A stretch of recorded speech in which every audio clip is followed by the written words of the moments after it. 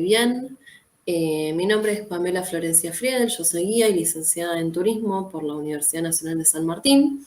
Tengo algunas especializaciones en lo que tiene que ver con desarrollo turístico territorial con perspectiva en género, y vengo trabajando hace ya algunos años en todo lo que es turismo comunitario, turismo de base comunitario también se conoce, en comunidades originarias de nuestro país.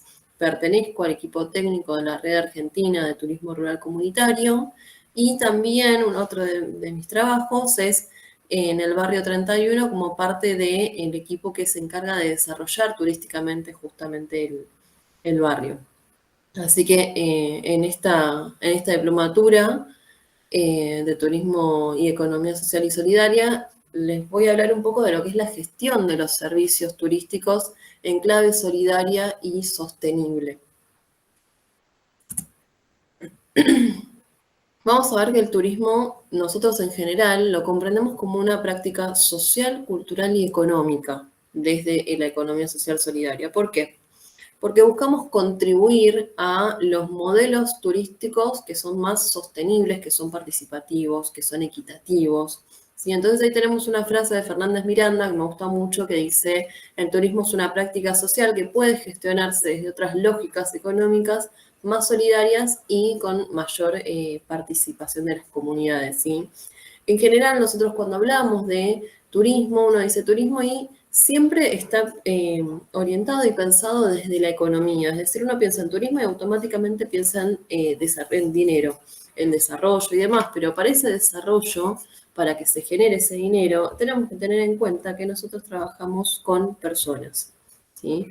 O sea, hay una cuestión social que no podemos dejar de observar.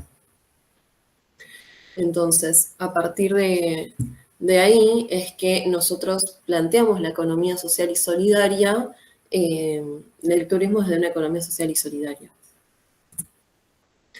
Ahora lo que tenemos que empezar a entrar en el tema es de qué manera nosotros entendemos la economía. Hay tres puntos que son claves, que por un lado es la economía es el conjunto de relaciones sociales que organizan la producción, distribución y el consumo de bienes y servicios para satisfacer las necesidades. No se reduce al mercado, sino que también incluye formas de intercambio, de cooperación, de reciprocidad que sostienen la vida cotidiana. Desde la perspectiva solidaria, sostenemos que la economía no es solo una ciencia de recursos escasos, sino una práctica social donde se importan los vínculos, los territorios y el bienestar colectivo. Me acuerdo cuando yo estudié en la Facultad de Economía y Negocios, y teníamos un profe de economía que decía: la definición de economía es no hay de todo para todos y encima gratis. Entonces, ahí viene mi gran cuestionamiento: ¿por qué siempre pensamos la economía desde la escasez? ¿Sí? Porque siempre lo estamos viendo desde un sistema que nos lleva un poco a eso. Entonces, la economía social y solidaria un poco rompe con ese sistema capitalista de maximizar los beneficios, sino de que habla de una comunidad que se organiza para satisfacer sus necesidades a partir de lo que es capaz de producir, de distribuir y de qué manera se distribuye y de cómo consume. ¿Sí? Entonces, cuando nosotros trasladamos el de qué manera consumimos cuando hacemos turismo, por ejemplo, no es lo mismo que nosotros vayamos a un hotel de alta categoría, un resort, un all inclusive, donde para poner tremendo all inclusive nos encontramos con que desmontaron un montón de hectáreas. ¿Sí? Entonces, de esa manera nosotros somos conscientes de qué es lo que estamos consumiendo cuando vamos de vacaciones o cuando vendemos también servicios, a quienes nos dedicamos al turismo, con quienes trabajamos. ¿Sí? Entonces, a partir de acá es que nosotros planteamos de que en la economía no es solamente la escasez, sino de que tiene que haber una cuestión de intercambio, de cooperación, de reciprocidad. Entonces lo vemos como también parte de una práctica social. Hay formas de denominar la economía social y solidaria. Lo vamos a ver, depende del autor, depende quién lo diga. En las organizaciones sociales se utiliza mucho el término economía popular, ¿sí? Pone el foco en las prácticas autogestionadas de los sectores populares que buscan sostener la vida y el trabajo digno. Vamos a ver, por ejemplo, en las líneas de ferrocarriles, quienes quizás sean de el área metropolitana de Buenos Aires o similar, bueno, en Cava también sucede, que, por ejemplo, los trabajadores los vendedores ambulantes de los ferrocarriles forman cooperativas, por ejemplo, y se hacen llamar trabajadores de la economía popular. Hace algunos años hubo un gran debate a nivel nacional de si la economía popular es o no otra economía. Y la realidad es que si mueve dinero es parte de la misma economía del país, no es una economía aparte. Estamos insertos en el sistema económico con nuestras particularidades. ¿Sí? Entonces, eh, la economía popular vamos a escuchar mucho en las cooperativas de organizaciones sociales, sobre todo. Después tenemos también la economía comunitaria, que visibiliza las prácticas de reciprocidad, el trabajo doméstico, las redes de apoyo mutuo que sostienen la vida cotidiana. En la economía comunitaria lo vamos a ver mucho en barrios populares y en comunidades que están quizás un poco más aisladas, más alejadas, en algunas comunidades originarias, por ejemplo. Hay un sistema comunitario en donde se tejen redes, entonces a partir de ahí todo un sistema de intercambio, de colaboración, y en la mayoría de los casos donde hay emprendimientos de turismo rural comunitario, de turismo comunitario en nuestro país, son las mujeres las protagonistas. Entonces ahí también hay una cuestión de validar el trabajo doméstico. En los barrios populares pasa, por ejemplo, con las mujeres que llevan adelante las ollas populares. Entonces, ahí esa visibilización en la economía comunitaria es súper importante hacia el género femenino. En las comunidades originarias, por ejemplo, sucede que a veces están tan aisladas y tan cerradas en su cultura, en su comunidad propia, que no salen y no tienen el intercambio con el resto. Entonces, eh, por ahí hay un emprendimiento comunitario que lleva adelante una familia y a partir de ahí la mujer tiene un ida y vuelta y ya no tiene vergüenza de salir y hablar con otras personas que no sean de su comunidad.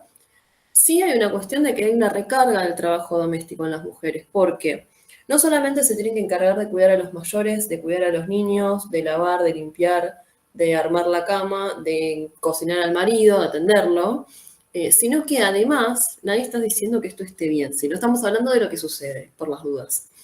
Eh, pero también hay una cuestión de que de repente se encuentra con que tiene que hacer prácticamente lo mismo para los pasajeros.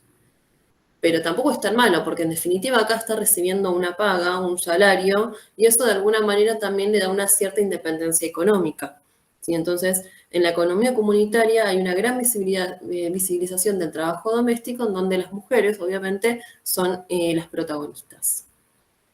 Después vamos a hablar de la economía cooperativa o la economía mutualista, ¿sí? Que resaltan la forma de cómo se organiza la producción y el consumo basado en la cooperación y la gestión de lo colectivo. ¿Sí? En las mutuales vamos a tener que tenemos algunas mutuales hoteleras, de gastronomía, ¿sí? Hay muchas hoteleras sobre todo. Y después, bueno, sí, tenemos cooperativas en nuestro país de todo tipo, en el turismo. Hay 7 principios que son los principios cooperativos, que son como lo básico para llevar adelante y que funcione y que sea equilibrada la autogestión, ¿sí? Tenemos por un lado la adhesión voluntaria y abierta, es decir, cuando yo elijo ser parte de las cooperativas de trabajo, hay un estatuto que se arma y mínimo se necesitan 3 personas para tener una cooperativa, después hay cooperativas de 300 personas, ¿sí? Entonces, primero que nada hay que ser voluntario o sea, la adhesión es voluntaria y abierta. Por otro lado, tenemos el control democrático de la cooperativa. Si la cooperativa justamente es cooperación, no es que hay un patrón, más allá de que las cooperativas tienen todo un sistema de un cargo ejecutivo, un presidente, un secretario, un tesorero. En general, el control es democrático, es decir, todos tienen el mismo voz y voto a la hora de opinar. Sucede mucho que a veces cuando las cooperativas son un poco forzadas para construirse entre sí, o a veces la organización del grupo humano no está muy tan bien establecida, termina sucediendo de que quizás el presidente o alguien con un poco más de carácter, de tendencia al liderazgo, termina funcionando de alguna forma como patrón. Y no es la idea de una cooperativa, porque siempre la idea es que prime la gestión colectiva.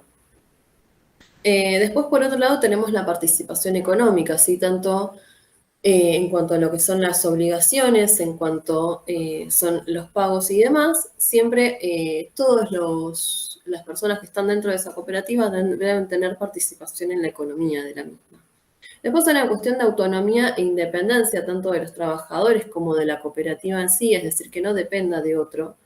Y esto de lo que es la independencia dentro de cada uno de los puestos de trabajo. Esto que les decía antes de que no es que hay un patrón exclusivamente. Después, por otro lado, tenemos la educación, la capacitación y la información. Todas las personas de la cooperativa deben recibir la capacitación, deben poder formarse y tener información de qué es lo que está sucediendo con la cooperativa. ¿Sí? Esto de circular la información, y eso también es parte de la democracia, que es uno de los pilares que mencioné al principio. Y después tenemos otra cuestión que es la cooperación entre cooperativas. Un claro ejemplo que vamos a ver, lo llevo a la música, salimos de la parte turística, vamos más hacia lo cultural. Hay dos bandas muy reconocidas, por un lado es la Delio Valdés, que es una banda de cumbia prácticamente, tienen varios ritmos, pero se caracteriza más en la cumbia. Y después tenemos la Versuit, que es una banda muy reconocida, que es más de rock nacional. Son dos bandas que son cooperativas y las vamos a ver mucho en conjunto, las vamos a ver mucho como ayudándose en muchos escenarios compartidos, mucho esto de hablar constantemente y es como una especie de orgullo de la autogestión. Sí, hay una cuestión ahí entre cooperativas como de hermandad, si se quiere, de cooperar entre sí. Y después, otra cosa muy importante que tienen las cooperativas es el interés por la comunidad. Es decir, hay una cuestión ahí de transformación que es súper importante entre ellas. Así que esos son los principios del cooperativismo, que son súper importantes. ¿Por qué? Porque primero siempre hay que formar los grupos humanos para después construirse en cooperativa y siempre la idea es que sea bajo estos 7 principios. Vamos a hablar también de la economía del bien común, como la vamos a conocer, que compone un modelo alternativo al capitalismo de mercado, centrado en las personas, en el ambiente y en el territorio. ¿Sí? Entonces, si nosotros trazamos una línea entre todas estas definiciones, estamos siempre hablando de economía social y solidaria, más allá de las particularidades de cada detalle, de cada definición, vamos a ver que hay un eje central que está puesto en las personas, en romper con esta idea de mercado donde se maximizan solamente los beneficios, donde empezamos a hablar de la cultura, empezamos a hablar del territorio, empezamos a hablar del ambiente. ¿Sí? Entonces, esa es la base de la economía social y solidaria. Después podemos llegar a tener un montón de definiciones, pero sí va a haber un eje central que va a ser ese. Después, bueno, cada autor se va moviendo por donde le parece, hay cuestionamientos, pero sí hay una cuestión ahí muy basiquita, que es, pensamos en las personas, no respondemos a la lógica de mercado, pensamos en el ambiente, lo que sucede en los territorios, con cada territorio su particularidad. Entonces, justamente, cuando hablamos de economía social y solidaria, hablamos de que se basa en la cooperación, en la equidad y la sostenibilidad. Involucra a cooperativas, a mutuales, a las asociaciones y comunidades que priorizan el bienestar colectivo sobre el lucro individual. ¿Sí? El lucro individual de la persona como el lucro de la organización. La economía social y solidaria, nos dice Darros, no busca maximizar beneficios, sino satisfacer las necesidades humanas y fortalecer los vínculos comunitarios. ¿Sí? Es una forma de economía en donde la idea de alguna manera es empoderarse y construir los vínculos comunitarios y a partir de ahí, en cooperación, ir en pos de la equidad. ¿Sí? Entonces, de esa manera se satisfacen las necesidades humanas. No es esto que crecemos todos con esta idea de hacer plata, hacer plata, hacer plata, tanto como empresa, en lo personal.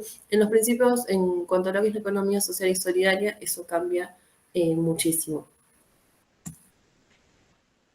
No dejamos de tener en cuenta, primero que nada, que vivimos en Argentina, y segundo, de que obviamente la gente vive de esto. Entonces, vamos a hablar un poquito más adelante, pero cuando hablamos de la sostenibilidad, cuando hablamos del desarrollo de este tipo de organizaciones, hay una cuestión ahí que siempre tenemos que estar atentos de que sea sostenible en el tiempo, porque la gente también tiene que vivir de esta cooperativa, de esta organización, o de las actuales y demás.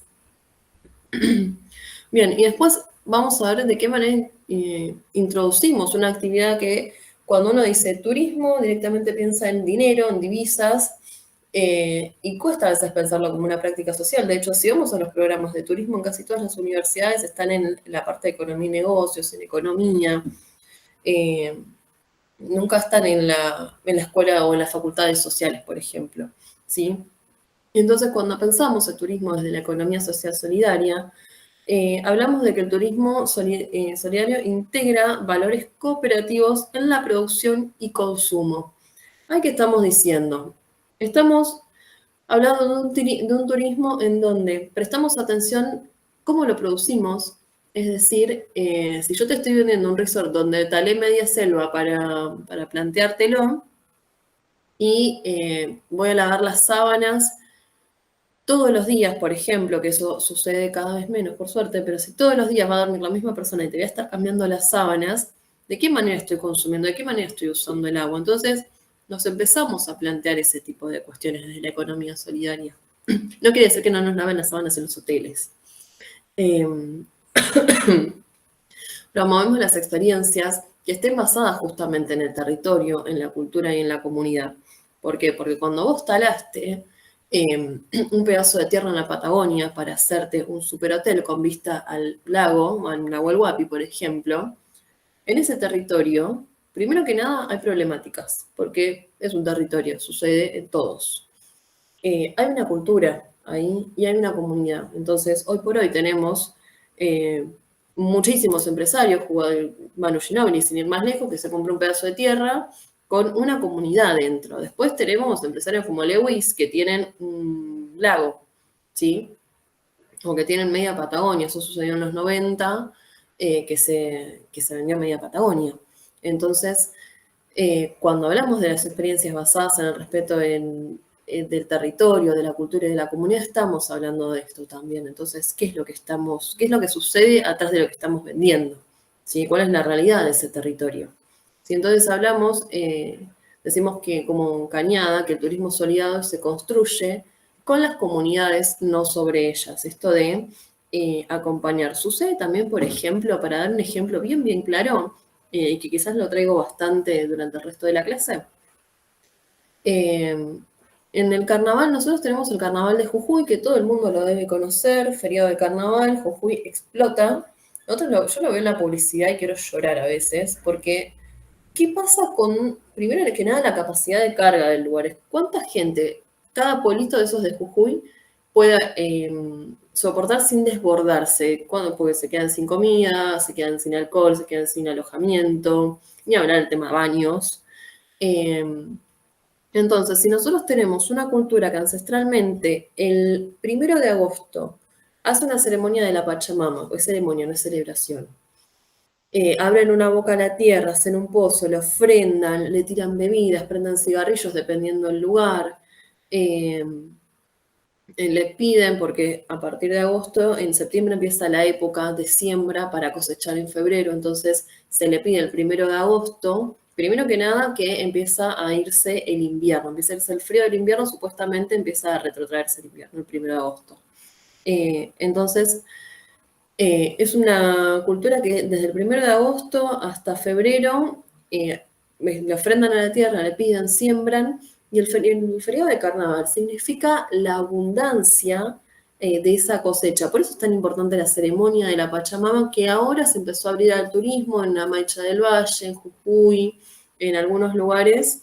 Eh, Esperemos que lo podamos cuidar, que lo podamos limitar. Eso vamos a ver un poquito más adelante. pero nos vamos a encontrar con que hay gente que toda la vida, que quizás celebraba el carnaval con sus abuelos, que era esta fiesta después de, era la época de abundancia en donde maduran los choclos y demás, que es tan importante el maíz para el norte, y nos vamos a encontrar con que hoy por hoy hay familias que no pueden salir a la calle en el carnaval. ¿Por qué? Porque está desbordado de gente, porque hay un concepto de en el carnaval todo vale, porque es carnaval y hay acoso, hay mucha gente borracha y que está molestando en la calle. Entonces, todo ese tipo de cosas afectan a la cultura del lugar, afectan a la comunidad, de que ya no puede hacer su celebración ancestral que la viene haciendo con sus abuelos y sus abuelos de los abuelos de los abuelos. ¿Sí? Entonces, en cuanto hablamos de turismo y economía social, economía solidaria, hablamos de cuánto se tiene en cuenta ese territorio. Digo, hoy Jujuy está promocionando allá el carnaval, probablemente por cómo es la situación económica del país haya menos reservas que otros años, pero en general para esta época ya casi no hay lugar para quedarse. O te quedan los más caros o los que no están registrados. ¿Sí? Entonces, ¿qué posibilidad tiene esa gente de quizás poder disfrutar de su carnaval como lo hizo toda la vida?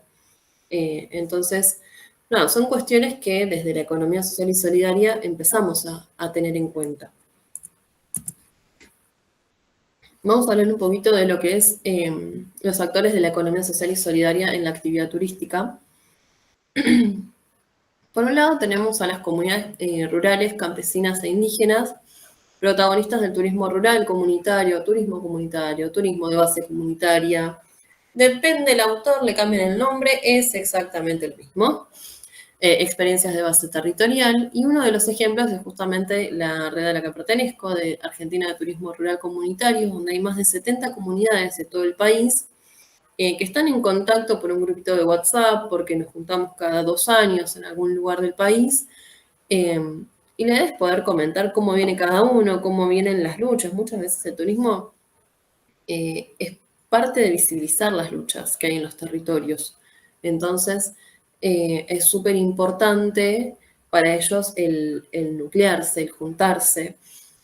Vamos a tener las comunidades rurales. Una cosa es una comunidad rural, que es justamente rural, que está un poco más aislada.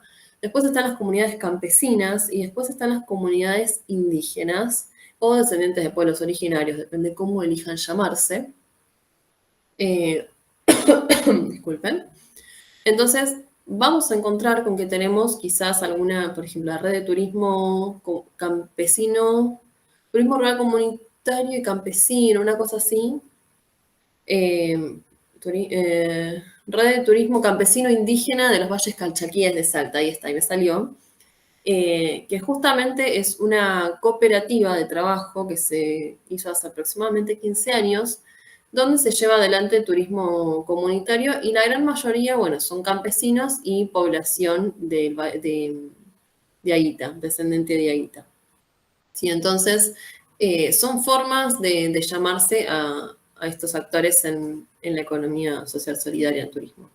Después vamos a tener las cooperativas y las mutuales que gestionan servicios de alojamiento, gastronomía, transporte y, bueno, recreación también, desde los principios solidarios. Por ejemplo, las cooperativas, hay algunas en Córdoba, hay en Misiones, está la Patagonia, un caso muy reconocido fue el Hotel Bauen, que cerró en pandemia, pero funcionó mucho tiempo en Callao y Corrientes, acá en Buenos Aires, como hotel cooperativo. Actualmente hay uno también en Pipinas, cerca de La Plata sería, que es un hotel cooperativo también. Y después tenemos lo que son organizaciones urbanas y de base territorial, como Rodrigo Bueno, que sería el barrio popular que está atrás de Puerto Madryn, al costado de la reserva. O Abejas de Barrio, que bueno, esa es una muy conocida urbana.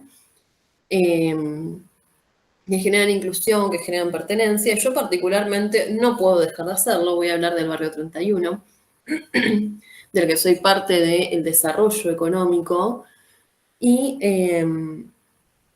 ahí lo que sucede es cuando yo entré al barrio, se había medio forzado a armar una cooperativa era, bueno, tenemos un grupo, armamos una cooperativa y eso, bueno, es la participación que después la responsabilidad que tenemos desde el Estado de qué es lo que estamos haciendo. Bueno, conformaron un grupo, armaron una cooperativa, pero lo esencial, y esto yo lo entendí hace poco, hablando con gente de las tejedoras de La Rioja, primero que nada hay que organizar el grupo humano. Siempre primero, por ejemplo, en la cooperativa esta de Valles Calchaquíes de Salta, primero fueron un grupo, después fueron cooperativa y ahora un desprendimiento porque fue creciendo mucho la realidad de esa cooperativa, pero un desprendimiento de la zona de San Carlos, para el lado de Cachi sería, donde se llama Grupo Anguinados. Entonces ahí está, grupo primero. Primero tenés que conformar el grupo humano. Si una vez que vos tenés conformado el grupo humano, que se construye esta confianza entre pares, hay algunos casos donde se pasa inclusive a asociación civil, por ejemplo. Si no es necesario el forzar el armado de una cooperativa, porque incluye una responsabilidad que muchas veces la gente o no tiene conocimiento o no está preparada todavía, porque si a mí me ponen a laburar con alguien que no conozco, y voy a desconfiar, obviamente, también hay problemas económicos. Entonces, ahí es donde empiezan los conflictos entre, en las cooperativas. Entonces, ahí vamos al punto que sigue, que hablamos de las instituciones públicas y académicas, de la responsabilidad que tenemos. Digo, cuando cuando yo llegué al barrio 31 hace 3 años y medio, me encuentro con esto, y sí, esa cooperativa dejó de funcionar de alguna manera, justamente porque se forzó el grupo humano para tratar de armar una cooperativa. Eso fue impulsado por las personas que estaban en ese momento trabajando en el Estado, en la Ciudad de Buenos Aires, y obviamente terminó yendo al fracaso porque no estaba conformado de manera sólida ese grupo humano. Hoy por hoy, y quizás son otras decisiones que veremos cómo salen, es que se tienen que conformar los grupos. Hay muchísima rotación hasta que el grupo termina de afianzarse y de ser sólido.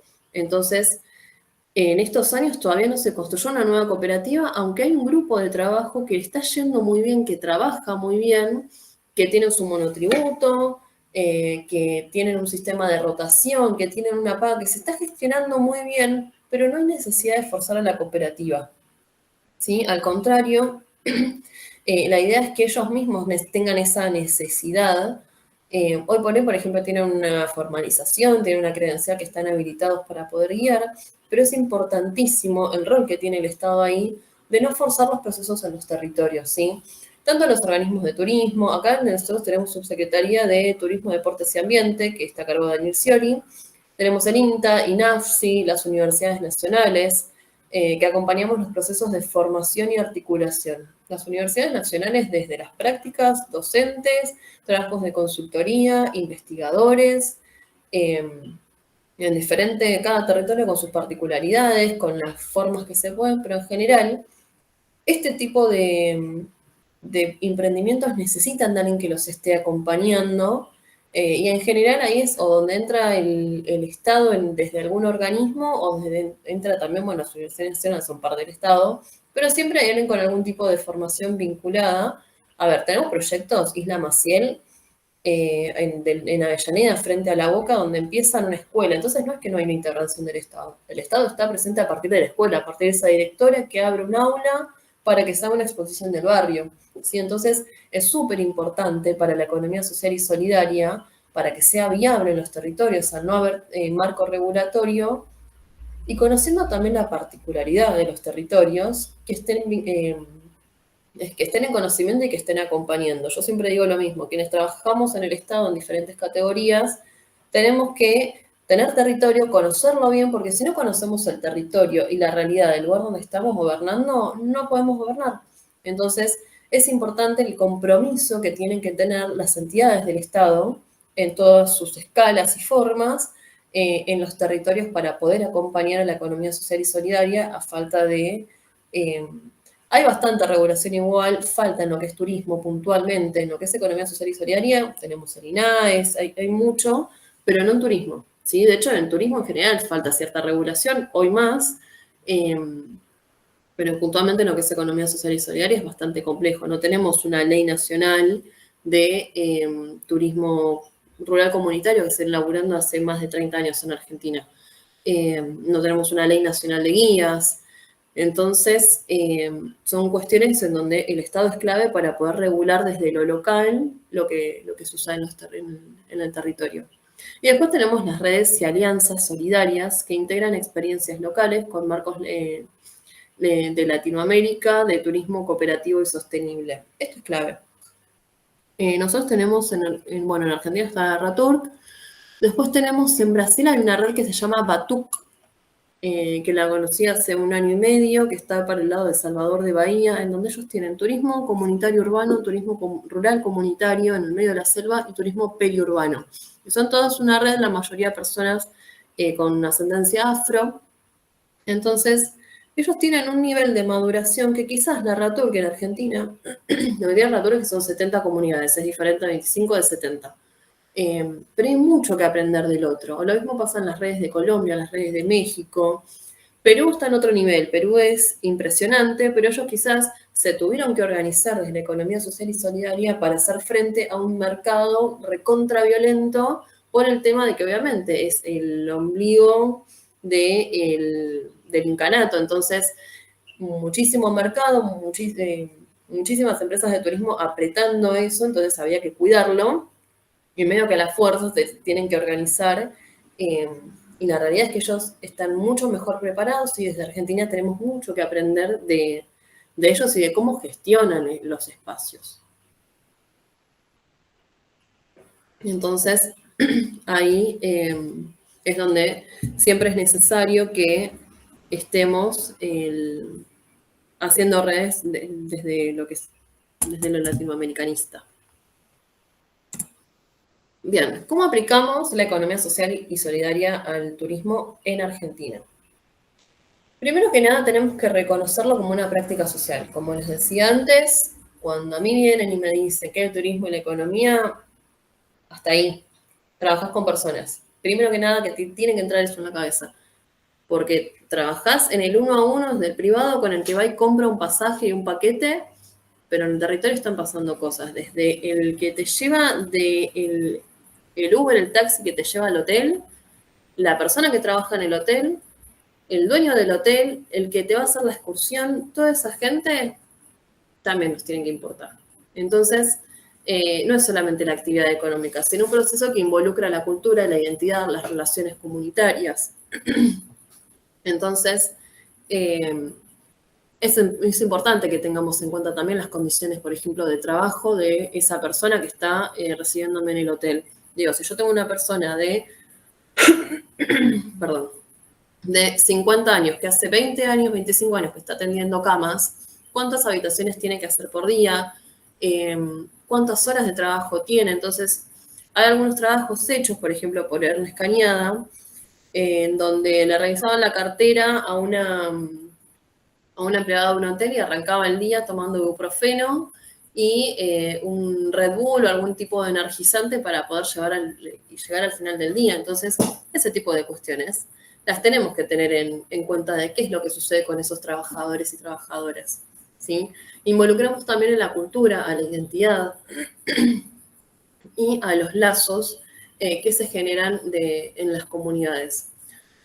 Hay otra cuestión que es promover la autogestión de lo local, fortalecer el cooperativismo, las mutuales y los emprendimientos de base comunitaria que gestionan servicios turísticos como el alojamiento, la gastronomía, los guías. Esto pasa mucho en la comunidad de Aguas Blancas, es una, en Jujuy, en las Salinas Grandes. Nosotros cuando vamos a Salinas, todo lo que es la gestión de Salinas Grandes la tienen 3 comunidades originarias. ¿Sí? Por eso es que si uno se pone a pensar el ingreso debe estar 5.000 pesos como mucho, creo que estaba 3.000, yo fui en agosto. Lo llevan adelante 3 comunidades originarias. Una tiene los domos, otra tiene transporte y 2, claro, una de las que tiene transporte también tiene un ingreso y la otra tiene un ingreso muy grande, que es el más conocido, que es donde está la llama de sal, que están los baños con 1.000 lugares para comer tortilla. Entonces, cuando nosotros hablamos de fortalecer eso, de los emprendimientos de base comunitaria, estamos hablando de eso. Muchas veces estamos consumiendo producto cooperativo o de una comunidad originaria y no nos estamos dando cuenta.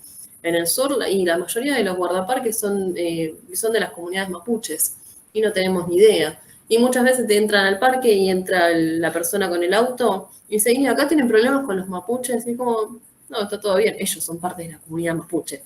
Entonces, tienen, por ejemplo, un hostel o están también en la Huelitra y tienen un camping agreste, ahí en el lago Mascardi. Eh, entonces, es re importante que conozcamos esto y también esto de poder fortalecerlo. Después tenemos también el integrar la sostenibilidad y el territorio y articular desde el turismo con soberanía alimentaria, producción artesanal, agroecología, cuidado del ambiente. ¿Sí? Sucede mucho esto hablamos de soberanía alimentaria. Nosotros cuando viajamos últimamente, yo lo estoy viendo, y la gente quiere el mismo avocado toast que tiene en Palermo, en Maimara, en Jujuy, que acaba de salir encima, mejor pueblo más lindo del mundo, por la ONU Turismo. Che, hay una cuestión de identidad local, de identidad gastronómica en el lugar, que tenemos que tener en cuenta. Yo voy mirando, no distraerme con el horario, para no extenderme de más y que se les haga aburrido, pero cuando estamos hablando de quiero el avocado toast en Maimará, estamos dejando de alimentar la soberanía alimentaria que hay en ese territorio, dejando de darle lugar a las recetas ancestrales de ese territorio, a lo que sucede. Digo, si yo estoy pidiendo una manzana en pleno litoral, cuando la manzana viene del sur, che, no había otra cosa, no se sembraba algo ahí con las cantidades de selva que hay, con la buena tierra que tiene nuestro litoral. Justamente vamos a ir a pedir algo que viene de otro lado. Entonces, cuando uno consume también la gastronomía local, estamos hablando de soberanía alimentaria, estamos hablando de esas recetas ancestrales que se sostienen. Y después, bueno, con la producción artesanal sucede, yo lo tengo acá el ejemplo, pero nosotros cuando vamos al norte lo primero que uno piensa, o nada, los que piensan son los aguayos. A mí me la regalaron igualmente, no voy a decir que no, me gustan mucho los aguayos comprados, pero ¿qué sucede? Estos aguayos, este tipo de agendas o de los aguayos, los buzos, todo esto, viene de Bolivia, viene importado, sale 2,50 pesos. Y yo entre comprar quizás si yo tengo que comprar, elegir entre un aguayo y un telar hecho por una artesana que quizás estuvo 10 días, que esquiló el animal, la vicuña, la oveja, llama, lo que sea, que se puso a hacer el hilo, que lo tiñó con los tintes naturales en muchos casos, y esa pieza la tejió en el telar y es una pieza única, porque no hay dos iguales, porque no salen dos piezas iguales. Cuando nosotros estamos importando y trayendo este tipo de cosas, no estamos siendo parte de lo que es la producción artesanal local. ¿Sí? Es decir, obviamente hay una diferencia de precio entre un aguayo y un telar de una señora en cuanto a cuestión de precio es abismal. No, puntualmente por ahí no compramos el telar, podemos comprar algo de cerámica, ¿sí? Y de esa manera estamos integrando todo lo que es la producción artesanal. La alfarería, en el norte, uno cuando viene de Jujuy venimos todos, que compramos las cosas de cerámica, la famosa olla Essen de cerámica, todo eso es producción artesanal, es producción local, y obviamente contribuye, por un lado, a la cultura, a la identidad, y de esa manera se sostienen primero que nada un montón de familias, y por otro lado, de sostener las técnicas ancestrales con el tiempo se van perdiendo. ¿Sí? Entonces, a partir de que nosotros consumimos eso, se genera trabajo a los jóvenes, entonces hay una cuestión de medio aprenderla porque de esa manera vas a vivir. ¿Sí? Obviamente, vinculado a la soberanía alimentaria está la agroecología, y el cuidado del ambiente.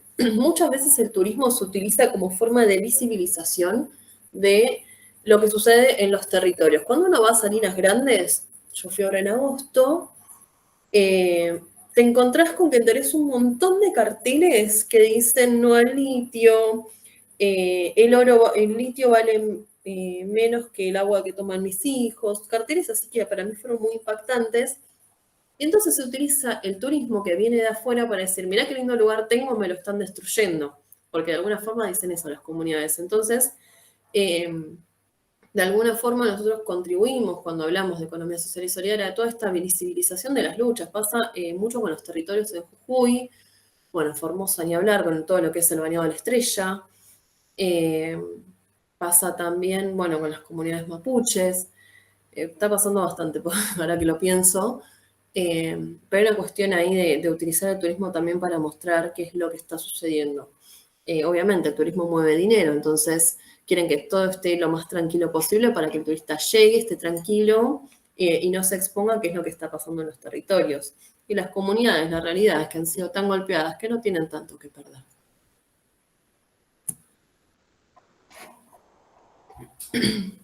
Otra de las formas es fomentar el trabajo en red, impulsar las alianzas entre comunidades, municipios y universidades. Por ejemplo, con la RATUR lo hacemos mucho.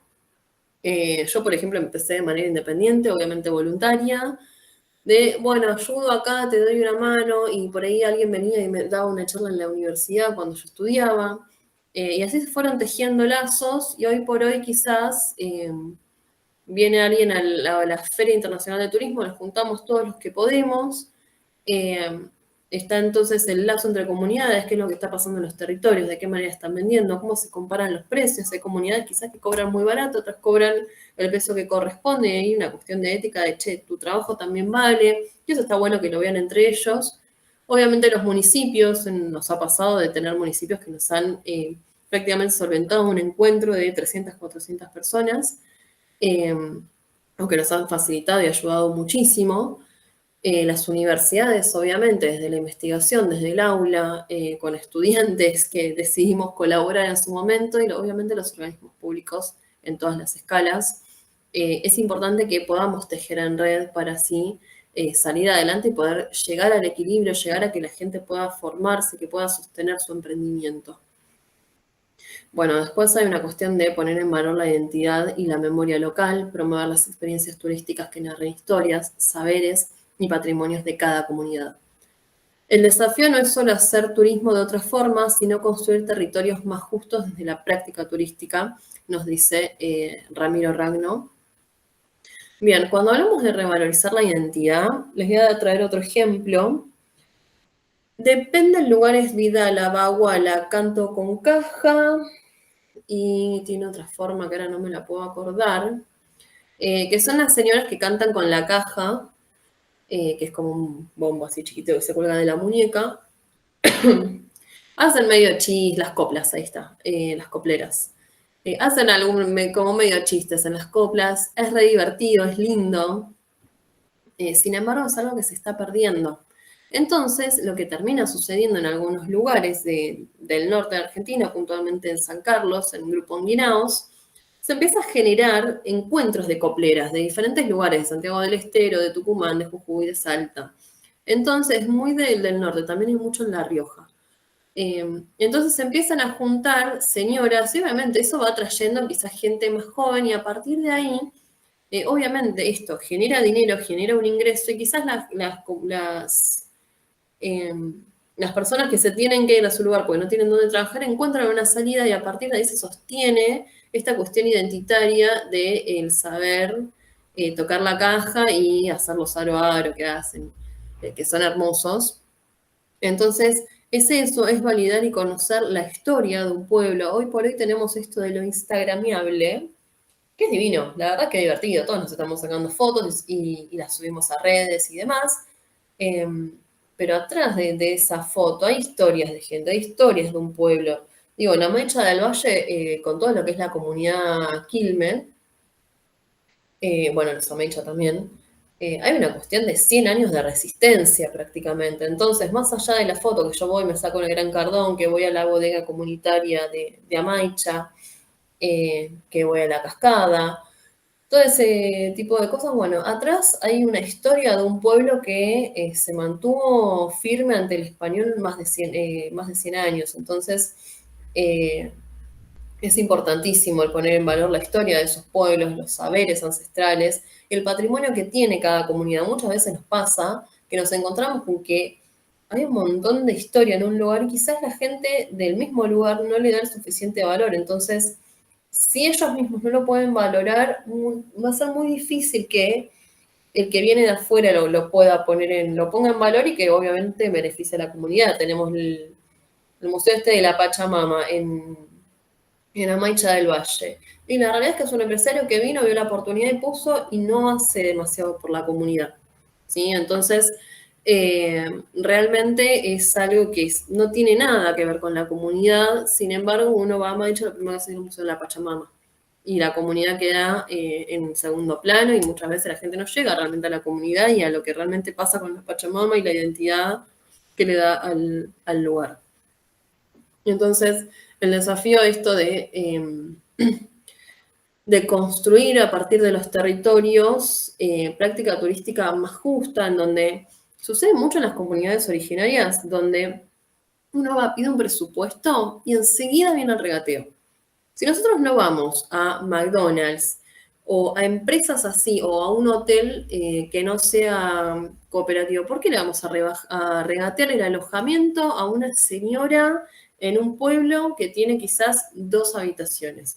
¿Sí? Hay una cuestión ahí con regatear a las comunidades y nosotros desde los que formamos y acompañamos este tipo de proyectos de las universidades y de los organismos del Estado, de hacerlos entender que también su trabajo vale, de que tiene que existir un precio justo, una reciprocidad, porque también hay una cuestión de extractivismo cultural y académico de saberes, en donde vamos todos los académicos a hacer entrevistas, pero nunca llevamos nada, nunca vamos y nos quedamos una semana y conocemos las experiencias.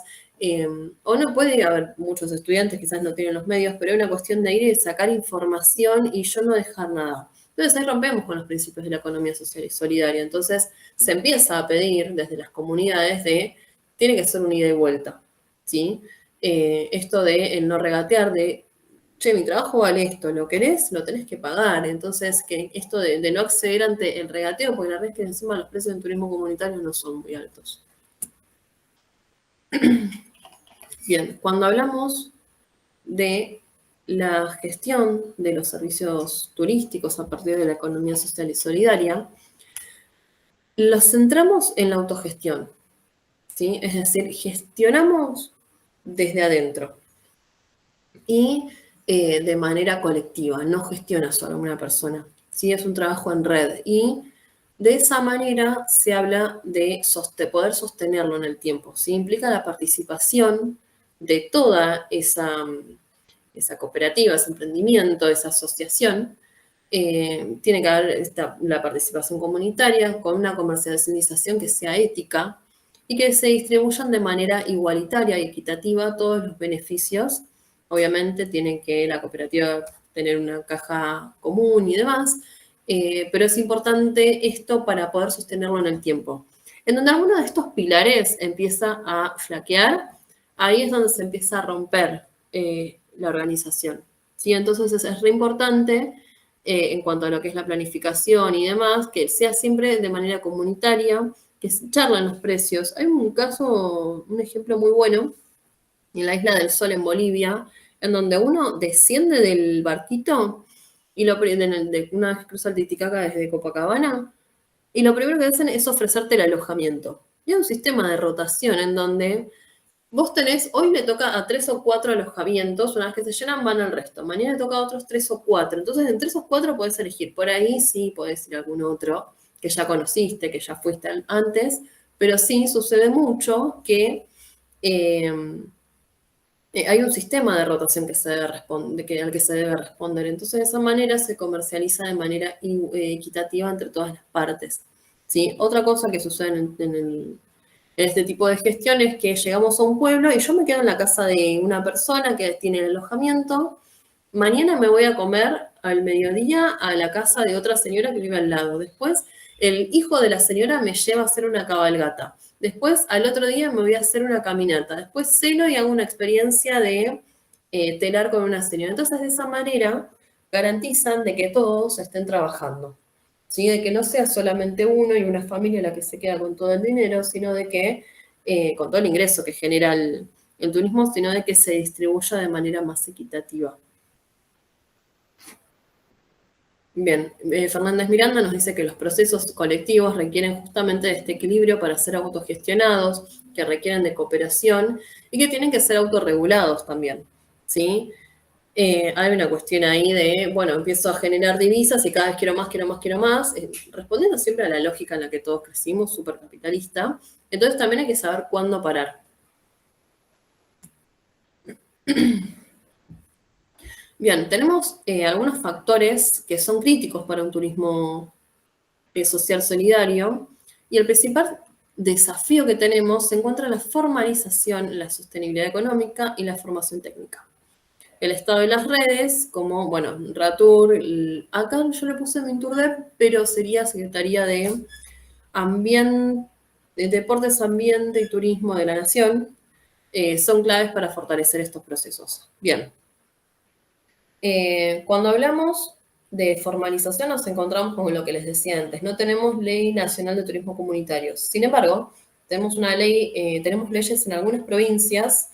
En la ciudad de Buenos Aires tenemos la resolución 39 que dice que, por ejemplo, a nivel nacional para ser guía tenés que tener un título universitario o terciario. Sin embargo, si un señor que vivió, una señora que vivió toda su vida en un cerro y conoce como nadie esa tierra, ¿quién soy yo, por más que tenga título, para ir y hablar y guiar ese lugar? Ahora, a este señor de quizás 45 años que vivió toda su vida de la ganadería, lo voy a poner a hacer una carrera universitaria que no le interesa. Entonces, ahí es donde el Estado tiene que ser responsable y eh, tiene que regular lo que la gente ya está haciendo, en definitiva. Entonces, a partir de ahí, empieza esto de quizás dar una habilitación para guiar en determinados lugares. En la ciudad de Buenos Aires, la resolución 39 dice que las personas que viven en barrios populares, en fin de llevar adelante los turismo, visitas guiadas adentro de los barrios, pueden guiar adentro del polígono del barrio. Por ejemplo, barrio 31, ex Villa 31, barrio Mujica, tiene 15 promotores turísticos barriales. Ellos pueden guiar adentro del barrio. No pueden salir y ir a Retiro, por ejemplo, pero sí pueden guiar adentro del barrio y están habilitados. Es una forma de formalizar. Debe haber otras, por eso digo, cada particularidad, cada territorio tiene su particularidad. Y de esa manera, obviamente, bueno, monotributo primero, después ir armando todo el sistema para que funcione y el día de mañana poder ser formales como empresa, quizás. Pero tenemos limitaciones como que no hay una figura de empresa que sea cooperativa, por ejemplo. Si bien hay algunas empresas, como Mater Sustentable, por ejemplo, que llevan adelante eh, las empresas de forma como si fuese una cooperativa, no tenemos una forma de agencia de viajes cooperativa. Tenemos alternativas y grises que se han ido encontrando, pero no existe esa forma como tal, ¿sí? Bueno, después tenemos la sostenibilidad económica, de la que ya veníamos hablando, esto de saber cuándo frenar, de que haya precios éticos. Obviamente hay una cuestión de estacionalidad, todo lo que es de economía social y solidaria no está tan promocionado en el mercado como está el resto de excursiones y de servicios, entonces también hay un desafío ahí. Obviamente, quizás este tipo de emprendimientos tienen menos dinero para promocionarse, entonces ante un all inclusive, un resort o alguna empresa así, una plataforma, y la realidad es que se complica bastante la promoción. Competir contra eso se vuelve difícil. Y otro desafío también es la formación técnica. ¿Por qué? Porque yo tengo una señora que tiene un emprendimiento donde uno va a cocinar con ella, donde se queda, tiene unas habitaciones muy lindas en su casa, pero, por ejemplo, no sabe usar el teléfono. Donde obviamente no responde mails, por casualidad WhatsApp y alguna llamada, pero tampoco está con el teléfono encima. Y la realidad es que con qué cara yo voy y le digo a una señora de 50 años que tiene que aprender a usar bien el teléfono para responder a las reservas. ¿Sí? Por ahí la familia, los hijos, o están en otra ciudad porque están trabajando, están estudiando. Entonces, hay una cuestión ahí con la formación desde el celular hasta obviamente pensándolo más en lo técnico, que es bastante compleja. En las cooperativas, en las comunidades originarias, en las asociaciones, vamos a encontrar que es muy difícil que las personas empiecen a adoptar quizás un curso para formarse en Canva y poder hacer sus propios flyers, por ejemplo. ¿Sí? Entonces ahí está el desafío en lo que es la formación. Y bueno, obviamente el Estado somos partes claves del proceso para acompañar. Y yo ahí siempre aclaro que el Estado debe acompañar y brindar herramientas. ¿Para qué? Para que el día de mañana puedan ser independientes. Así que no dependan siempre del Estado y que los esté acompañando, sino de que sea el puntapié para que ellos después transiten solos. Hay algunas claves para la gestión de servicios turísticos de la economía social y solidaria, que por un lado es la participación y autogestión comunitaria, los proyectos, cómo se van diseñando, cómo se gestionan y se evalúan de manera colectiva para la comunidad anfitriona. Es decir, cuando hablamos de las asambleas que existen con los consejos de ancianos en las comunidades, con las asambleas en las cooperativas, por ejemplo, tiene que ser clave es clave que la comunidad anfitriona, es decir, esta gente que se está organizando en este proyecto, sea parte del diseño. Yo no puedo ir como Estado o como empresa privada a decir, bueno, esto se va a gestionar de esta manera. Pues yo no conozco del todo la interna de ese lugar. Entonces tenemos que diseñar, tenemos que ocuparnos de que ellos se encarguen de gestionar y que lo puedan evaluar. ¿Esto me sirve? ¿No me sirve? ¿Cómo lo quiero llevar adelante? A mí me sirve gastar todo un día de trabajo acompañando a pasajeros y por ahí tengo 2 pasajeros cuando tengo la plaza para 8. Entonces, ese tipo de cosas siempre tienen que ser parte del diseño, la gestión y la evaluación.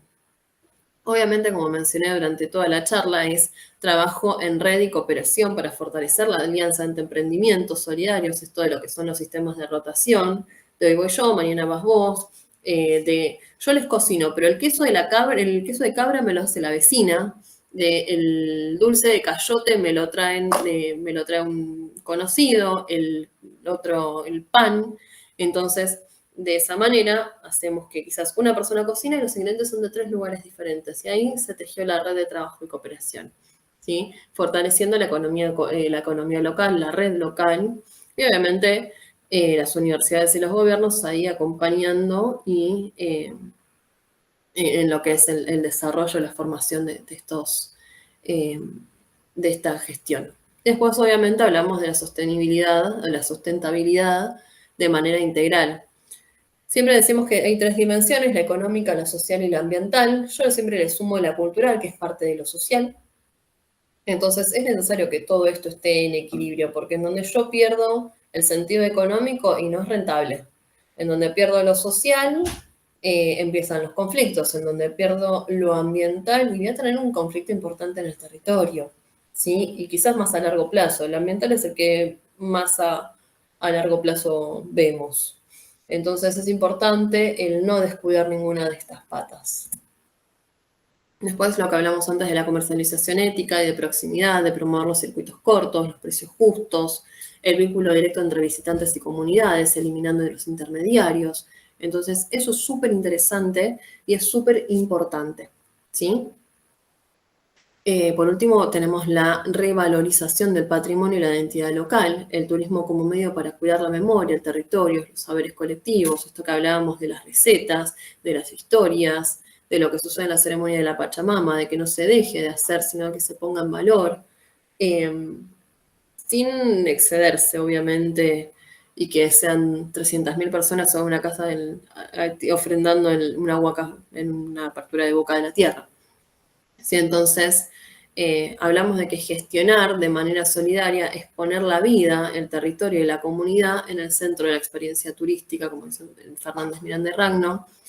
Cuando hablamos de la vida es el poner la vida del otro en el centro, lo que pasa en ese territorio, con esa persona, con esa comunidad, por encima de lo económico y en el centro de la actividad turística. Y algunos ejemplos, bueno, de los que tenemos en Argentina, los vamos a ver en la RATUR, que pueden ver las redes, por ejemplo. Catálogo de Turismo Cooperativo, Mutualista y de Base Comunitaria que hicimos en 2023 con el Ministerio de Turismo de la Nación en ese momento. Hay experiencias solidarias en Brasil y México. Y después tenemos algunas más de proximidad en la zona de de Buenos Aires por fuera de los cordones urbanos, que hay de economía circular, las pupas y demás. Y para cerrar, les pido que reflexionemos de qué manera y cómo puede la gestión solidaria y social del turismo transformar una experiencia turística. Cómo salimos de ese modelo de mercado que todos conocemos y vamos un poquito más allá para un impacto que sea 100% positivo. El desafío está en construir los modelos de turismo que fortalezcan los tejidos sociales, que por hoy están un poco más rotos de lo habitual, y construir la sostenibilidad. Les dejo acá los autores que igualmente van a estar en la plataforma y agradecerles por este tiempito. Espero que estén muy bien. Cualquier cosa estoy a disposición para lo que necesiten.